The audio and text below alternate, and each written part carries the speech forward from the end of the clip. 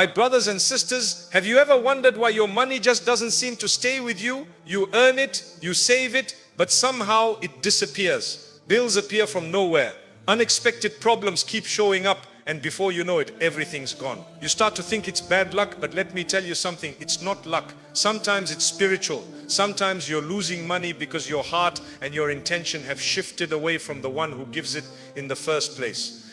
Many of us think losing money is just about poor planning, a tough economy, or maybe a few bad choices. But in reality, sometimes the reason goes much deeper. It's spiritual. You see, Allah is the one who gives, sustains and withholds. He is the one who decides who will have wealth and who will be tested through loss. Yet often we don't realize that we ourselves can be the reason our barakah fades away. It's not always about the amount you earn. It's about the state of your heart when you earn it. When your heart forgets who your true provider is, even if you work day and night, you'll find emptiness in your income. You'll earn, but it won't satisfy you.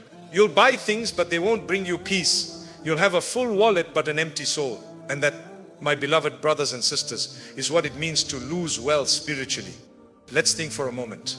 How often do we wake up, rush to work, chase after deadlines and come home exhausted, all for money? Yet in that chase, how often do we pause to remind ourselves, I am doing this for the sake of Allah? How often do we begin our work with Bismillah? How often do we purify our intention? When your purpose becomes only money, money starts to control you. But when your purpose becomes Allah, money becomes your servant. It serves your deen, your family, your peace. So let's talk about the first shift, your intention. Many people say, I'm working hard to provide for my family. That's a beautiful intention. But add one more layer to it. I'm earning so that I can please Allah by providing halal food, by supporting good causes, by living with honesty. That small shift changes everything, because when you do something sincerely for Allah, even your worldly effort becomes worship, and that worship attracts blessing. Now imagine two people earning the same salary. One does it with greed, cutting corners, lying when convenient, thinking only of profit. The other earns with honesty, patience, and gratitude. Outwardly, they both earn the same, but spiritually, their results are worlds apart. The first person's wealth will bring stress, arguments, maybe even arrogance. The second person's wealth will bring calm, harmony, and gratitude. That's barakah. It's not about numbers, it's about peace. My brothers and sisters, we sometimes forget that money has a soul, a spiritual weight. If it's earned with deceit, it will carry darkness. If it's earned with sincerity, it will carry light. And that light will bless your home, your health, and your happiness. How many people earn a lot yet can't sleep at night? They're worried, anxious, always chasing more. And how many people earn little yet live with peace and contentment? That's the difference between worldly wealth and spiritual wealth. Let me tell you something. When you start losing money unexpectedly, don't just look at your bank account, look at your heart.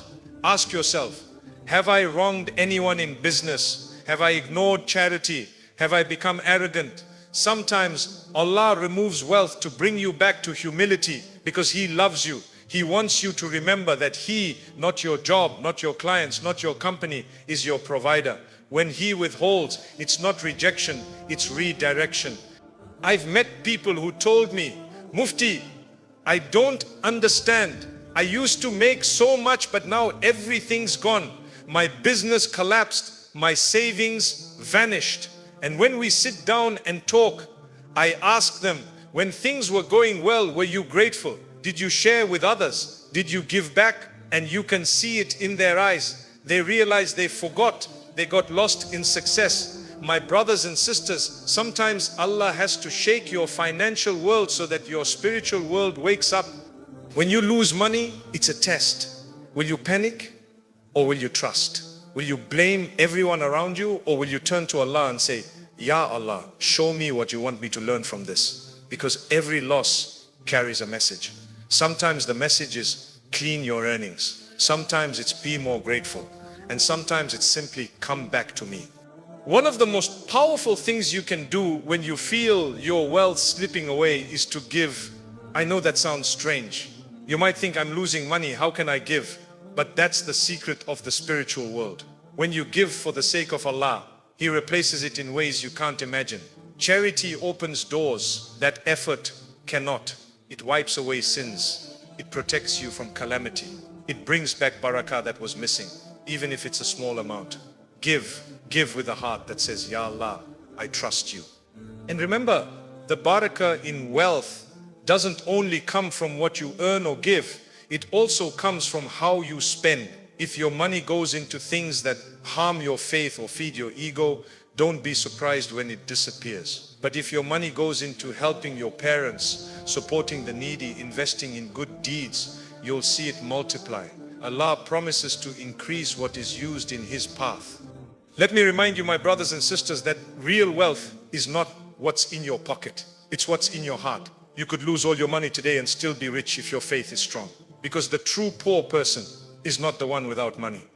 It's the one without barakah. And barakah only comes from obedience, sincerity, and gratitude. So tonight, when you sit down and think about your finances, don't just plan your budget, plan your intention. Ask yourself, am I earning in a way that pleases Allah? Am I spending in ways that help others? Am I using my wealth to grow spiritually or just to show off? Because the moment you fix your intention, you open the door to divine help. Sometimes the smallest change, a sincere dua before work, an honest deal, a bit of charity can shift your entire life. That's how powerful sincerity is. Allah loves those who earn with humility and gratitude. He blesses their time, their health, their families. Their money may not be the most, but it's always enough. My brothers and sisters, wealth is temporary, but the barakah that comes from pure intention lasts forever. Never forget, Allah doesn't look at how much you have. He looks at how you use it. If you make your intention right, even the little you have will feel abundant. But if your intention drifts, even a mountain of gold will feel empty. So start today. Before you begin your next job, your next business deal, or your next project, pause. Say, Allah, I'm doing this for you. Bless it, guide it, and make it a means of goodness. That one intention shift could be the key to unlocking your wealth, your peace, and your purpose. My beloved brothers and sisters, now that we've spoken about intention, let's go a little deeper into something many of us ignore, the spiritual condition that either opens the doors of provision or quietly shuts them. Sometimes the reason your wealth isn't growing is not because you're lazy or unlucky, it's because something in your life is blocking it. You see, when Allah withholds something from you, it's never random. It's never out of cruelty. It's a divine conversation happening through your circumstances. Allah may be saying, my servant, I love you too much to let you continue down a path that's taking you away from me. And one of the ways He calls us back is by touching the things we value most, our wealth, our comfort, our